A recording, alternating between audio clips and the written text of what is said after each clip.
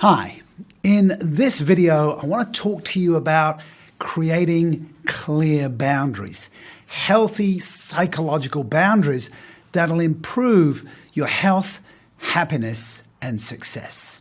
You see, if you want to improve health, happiness, and success, you need to understand the difference between me, not me, my sense of self, and other people's agendas.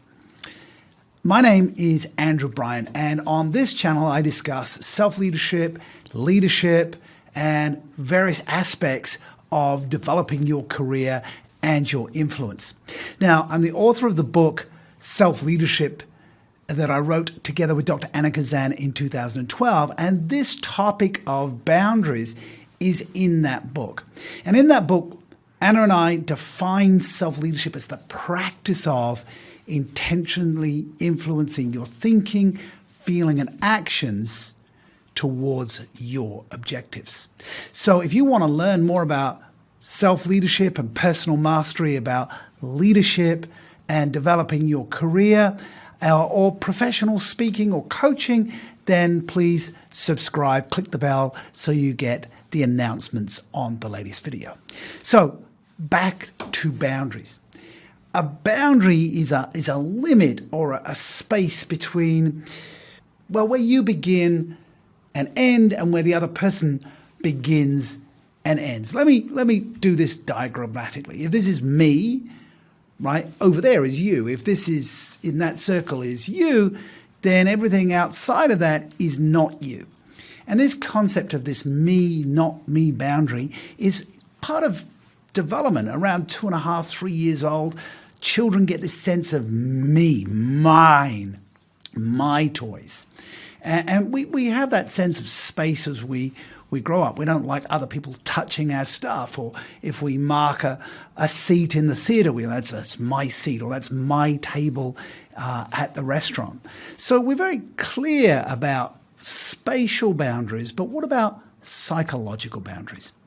You see, ownership from a self-leadership, personal mastery perspective comes from understanding that you own your thoughts, you own your feelings, you own your words, you own your actions.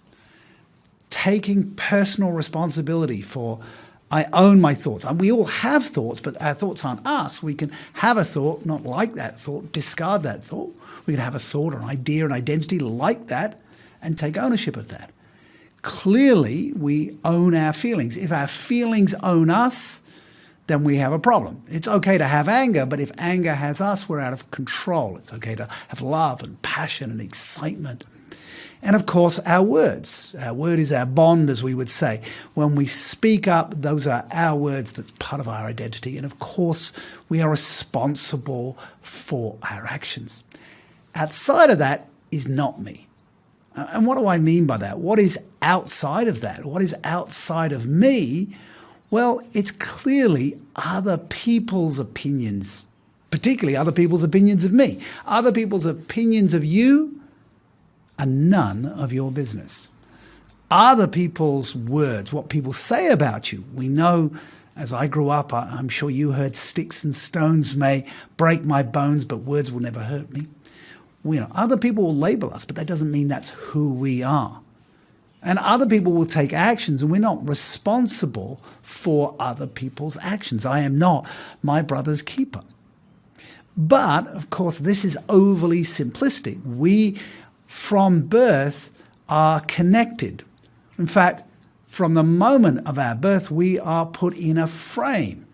The frame of our identity in terms of family, in terms of nationality, ethnicity, religion, even sexuality. We are framed and we are told who our identity is. So part of growing up into adulthood is taking ownership of our own frames of mind and saying, that's me. What you think about me is not me. And I'm sure you've had that experience of somebody having an impression of you that isn't who you are. You go, well, it's uncomfortable when you say, oh, well, I want you to understand who I am. But unfortunately, not everybody will do that. So at least you need to be comfortable with, this is me, this is who I am, these are my frames, this is This is not me.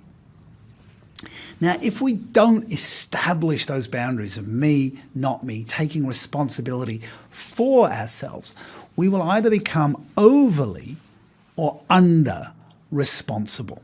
And what do I mean by overly responsible? Well, over responsibility, well, other people can do that to you, firstly. Like if you've ever been in a toxic relationship, it sounds something like, if you loved me, you do this, right? That's manipulative, right? Oh, you're so good at this, you do this. So other people can make you responsible for them. They can play the victim, they can play helpless, and then you feel responsible for them. If you've got younger siblings, you might feel responsible for them. Obviously, if you've got children, you feel responsible for them. But if we are over-responsible for our children and they never develop a sense of boundary for themselves as they go through their teenage years, they never take responsibility for their actions, then those children will grow up and be an absolute nightmare in the community and society. We constantly want our teenage children particularly to take responsibility for themselves. Maybe you're a boss. Maybe you have a team that works under you or for you, and you feel a responsibility for those people that you've employed, you've hired. But if you're overly responsible for them, if you do their work for them, they never fully grow and develop. So over-responsibility is a curse, and it's so stressful because you're taking responsibility for things that you are not responsible for, and it's exhausting. Now, of course, under responsibility, it's not my responsibility, it's not up to me. These people who are the passenger on the bus never step into the driving seat, never take ownership. Under responsibility is a completely different sort of boundary. So healthy boundaries is a clarity around what am I responsible for, what am I accountable to. Now, if we look here at the definition of responsibility, it's a little bit confusing. A state or fact of having a duty to deal with something or having control over someone.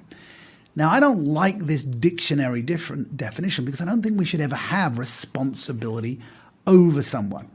Now, the second part of the definition is confusion between responsibility and accountability. The state or fact of being accountable or to blame for something. So we're often held responsible for something somebody else did. That's very unhealthy.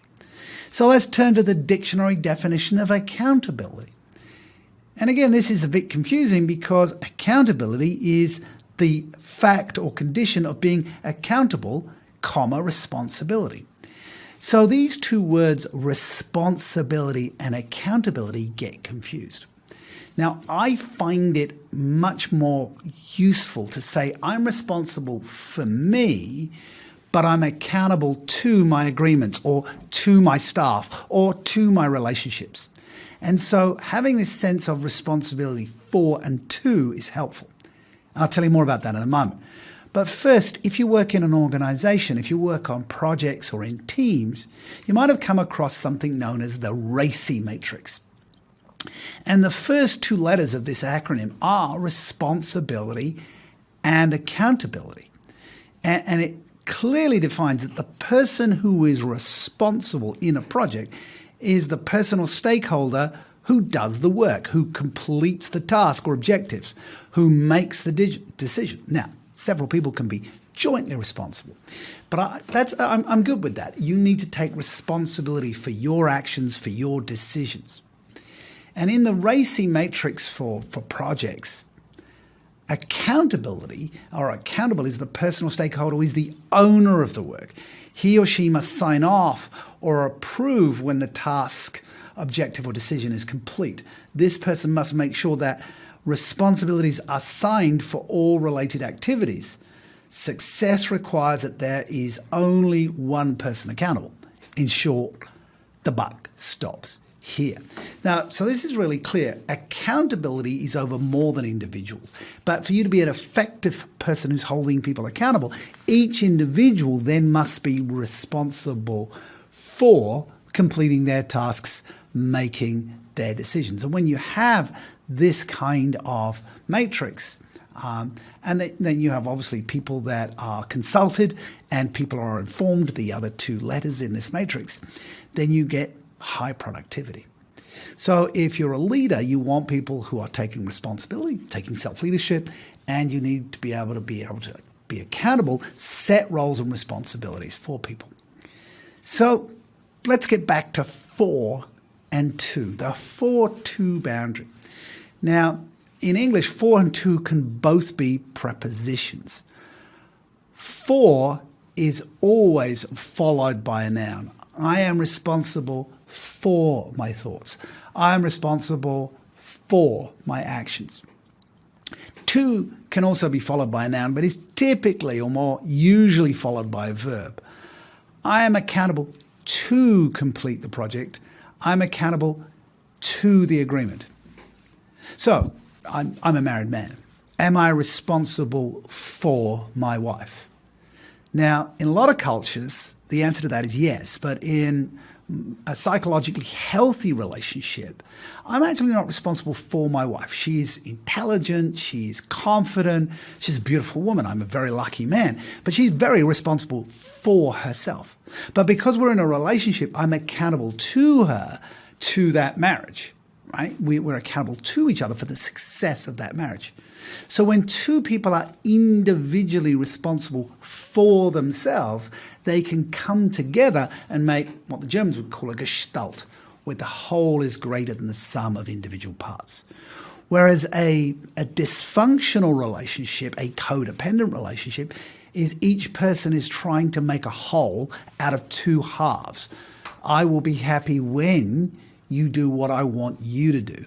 That's very unhealthy. If I choose to be responsible for my own happiness and you choose to be responsible for your own happiness, together in a marriage or in a relationship or in a partnership, in a business, when we're each responsible for ourselves but clear about what we're accountable to, it is much more functional. So I invite you as you move forwards to get much more clear about what are you responsible for? Your thoughts, your feelings, your words, your actions. What are you accountable to? Your agreements, your goals, your objectives. You're accountable to living to your own values, towards your own objectives. Remember, self-leadership is the practice of intentionally influencing your thinking, feeling, and action towards your objectives. So don't get caught in the toxic 4-2.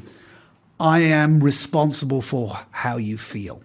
Making somebody responsible. Oh, it's your job to make me happy. That never ends well. Don't get into a toxic 2. I'm accountable to make you happy. All right? This will make you a slave, a puppet. It will never give you independence and a healthy relationship. And you will not be healthy because you are responsible for your health. You are responsible to make good decisions about what you do for your psychological, physical, and spiritual health.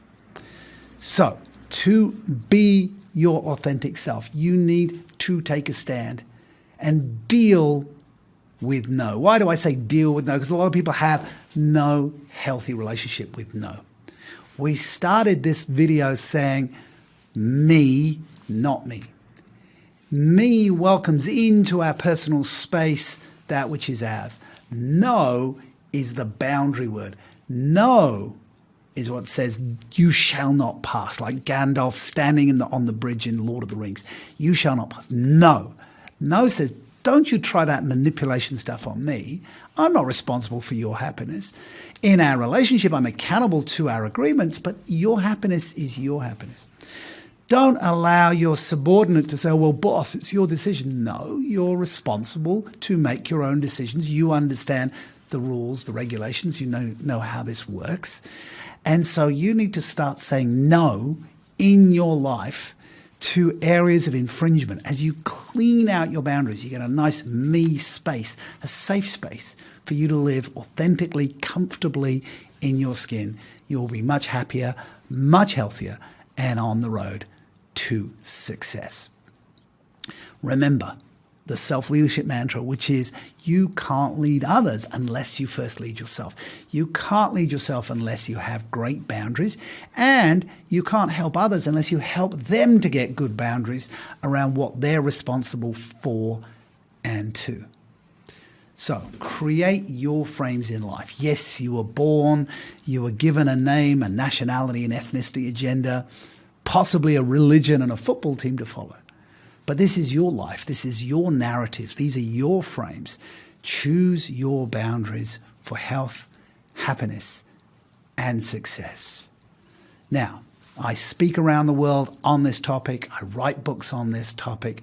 And I hope that you will subscribe and share this channel with people who need to hear that they have to have great boundaries. My name's Andrew Bryant. Have a healthy, happy, and successful day.